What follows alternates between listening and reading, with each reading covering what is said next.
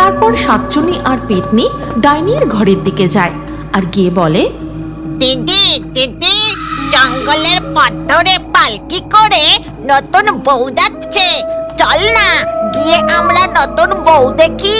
বেঁচে থাকতে আমাদের তো কারুর বিয়েই হলো না, কিন্তু আমার নতুন বউ দেখতে খুব ভালো লাগে, চল না দিদি। না, আমি যাব না, তোরা যা। তবে শোন, ওদেরকে একদম ভয় দেখাবি না। এই কথা বলেই পেতনি আর শাকচুন্নি জঙ্গলের পথের ধারে একটি গাছের ডালে বসে পা দোলাতে থাকে আর পালকি করে আসা নতুন বউকে দেখার চেষ্টা করে।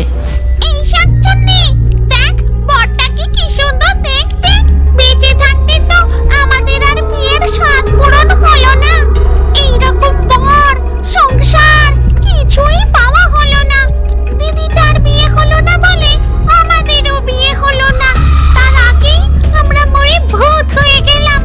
হ্যাঁ রে পেটে, এদের দেখে যে আমারও খুব বিয়ে করতে ইচ্ছে করছে।